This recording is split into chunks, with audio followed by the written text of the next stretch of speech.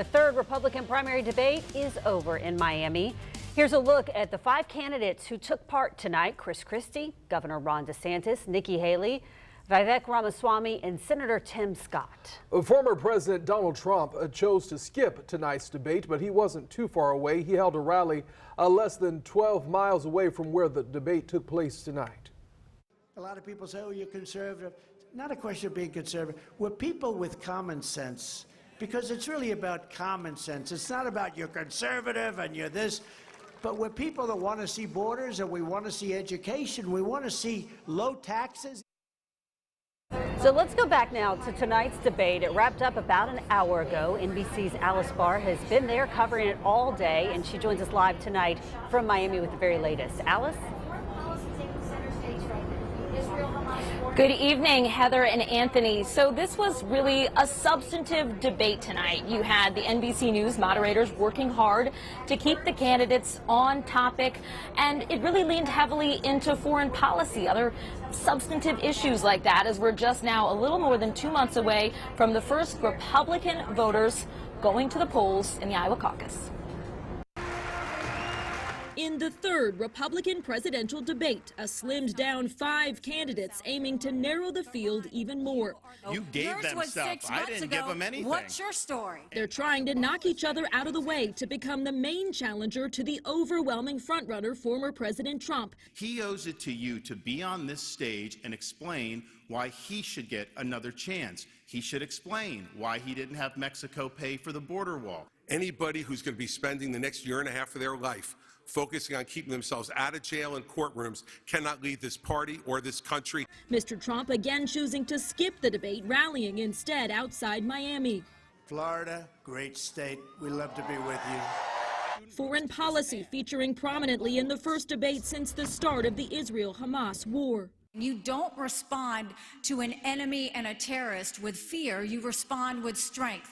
When you do that, that's when the world pays attention, and that's when Iran stops. As President of the United States, my foreign policy is simple. You cannot negotiate with evil. You have to destroy it.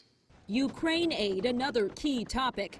And on China. And we have to declare economic independence from our enemy. The rivals zeroing in on the economy. Everything involving Bidenomics, I'm going to rip it up and I'm going to throw it in the trash can. We are going to unleash every bit of American energy. The candidates all grappling with Tuesday night's election results that brought big wins for Democrats, centered on abortion rights. Let's focus on how to save as many babies as we can and support as many moms as we can, and stop the judgment. A night focused on the issues, with the first primary contest fast approaching.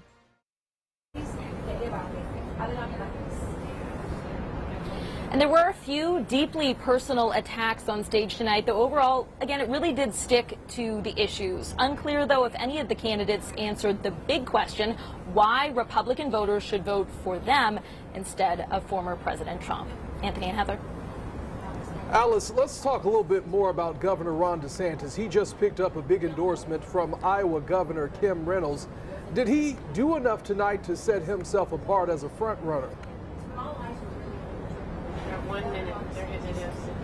So we certainly saw a lot of clashes between him and Nikki Haley. She took him on directly, signaling that she thinks he's certainly the other main candidate to get out of the way to then get at former President Trump and be able to engage in a one-on-one contest.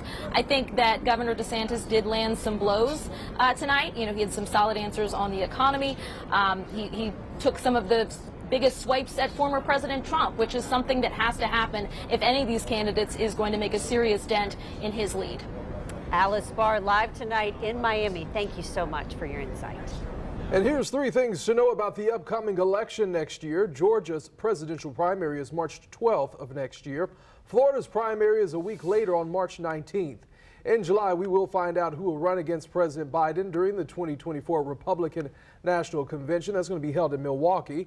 Then the Democratic National Convention is set for August in Chicago.